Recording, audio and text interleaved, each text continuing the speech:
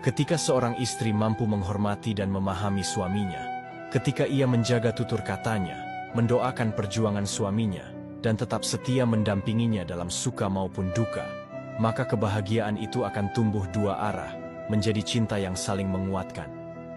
Suami yang dihormati akan lebih lembut dalam memimpin, suami yang didoakan akan lebih kuat menghadapi ujian, dan suami yang dihargai akan selalu berusaha memberikan yang terbaik bagi keluarganya. Karena rumah tangga yang bahagia tidak lahir dari satu hati yang sempurna, tapi dari dua hati yang saling berjuang, saling memaafkan, dan saling menguatkan. Maka bahagiakanlah istrimu dengan kasih sayangmu, dan bahagiakanlah suamimu dengan ketulusan dan penghargaanmu. Karena di sanalah surga rumah tangga benar-benar tumbuh, bukan dari kemewahan, tapi dari cinta dan sikap saling menghormati. Dan ketika badai datang mengguncang, ingatlah bahwa genggaman tangan yang saling menguatkan lebih berharga daripada 1000 kata manis yang hanya diucapkan di saat tenang.